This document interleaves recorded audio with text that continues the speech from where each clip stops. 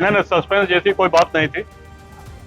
जैसा कि आप लोग जानते हैं, जनसत्ता दल का कोई भी प्रत्याशी इस संसदीय चुनाव में कौशाम्बी और प्रतापगढ़ में नहीं लड़ रहा। इस चुनाव में जनसत्ता दल की तरफ से कोई किसी के समर्थन का निर्णय नहीं लिया गया है और सभी सम्मानित जो कार्यकर्ता समर्थक है, जिनका जहां मन हो, जिसको मतदान करना, जिसको आशीर्वाद देना, वो स्वतंत्र है, वहां कर सकते हैं। 4 चरणों का चुनाव खत्म हो चुका है, अब पूर्वांचल की बारी है। पूर्वांचल में वैसे तो बीजेपी जोर शोर से चुनाव प्रचार में जुटी है, लेकिन टारगेट ये लेकर चल रही है कि अगर उसे बाहुबलियों का साथ मिल गया तो वो बड़ा चमत्कार कर सकती है। यही वजह है कि बीजेपी धनंजय सिंह और राजा भैया को साधने में जुटी है। खबर है कि केंद्रीय मंत्री संजीव बालियान और कौशाम्बी से बीजेपी सांसद विनोद सोनकर ने कोंडा के विधायक राजा भैया के घर जाकर उनसे मुलाकात की है। राजा भैया से मुलाकात कर कौशाम्बी सीट पर बीजेपी के लिए समर्थन मांगा है। दोनों नेता काफी देर तक राजा भैया की कुंडा कोठी पर मौजूद रहे। इससे पहले राजा भैया की अमित शाह से भी मुलाकात हो चुकी है, जिसके बाद से ही कयासों का बाजार गर्म था कि राजा भैया बीजेपी के समर्थन का ऐलान कर सकते हैं। लेकिन इन मुलाकातों के बावजूद राजा भैया ने बीजेपी को जोर का झटका जोर से ही दे दिया है। राजा भैया ने साफ कर दिया है कि उनके पार्टी का किसी भी पार्टी से कोई गठबंधन नहीं हुआ है, इसलिए जनसत्ता दल किसी भी पार्टी को समर्थन नहीं कर रही है। नहीं नहीं, सस्पेंस जैसी कोई बात नहीं थी। जैसा कि आप लोग जानते हैं, जनसत्ता दल का कोई भी प्रत्याशी इस संसदीय चुनाव में कौशाम्बी और प्रतापगढ़ में नहीं लड़ रहा।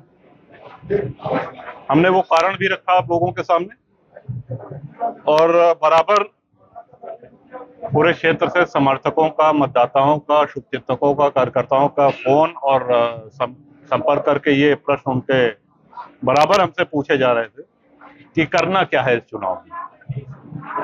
तो सबसे राय लेने के बाद अब ये निर्णय लिया गया कि इस चुनाव में जनसत्ता दल की तरफ से कोई किसी के समर्थन का निर्णय नहीं लिया गया है। कार्यकर्ता सम्मेलन का हवाला देते हुए राजा भैया ने अपने समर्थकों और कार्यकर्ताओं को पार्टी के बंधनों से मुक्त करते हुए स्वच्छंद होकर अपनी पसंद के उम्मीदवार को मतदान करने की सलाह दी है। साफ साफ बोल दिया है, कार्यकर्ताओं और समर्थकों को जो भी ठीक लगे वो फैसला ले सकते हैं। और सभी सम्मानित जो कार्यकर्ता समर्थक है, जिनका जहां मन हो, जिसको मतदान करना, जिसको आशीर्वाद देना, वो स्वतंत्र है, वहां कर सकते हैं। अब सवाल केंद्रीय मंत्री संजीव बालियान और कौशाम्बी के बीजेपी सांसद विनोद सोनकर से हुई मुलाकात का भी था, तो राजा भैया ने बड़े ही साफ गोई से ये कहते हुए पल्ला झाड़ लिया कि उनसे पारिवारिक संबंध है, तो उसी लिहाज से मुलाकात हुई। जहां तक संजीव जी की बात है, वो हमारे व्यक्तिगत मित्र हैं, उनसे हमारा राजनीतिक संबंध नहीं है और प्रत्याशी दोनों आए थे और जो बात हम आपसे कह रहे हैं, उनसे भी हमने यही कहा कि ये कार्यकर्ता सम्मेलन के बाद ही स्थिति स्पष्ट हो पाएगी कि हम लोग क्या करें।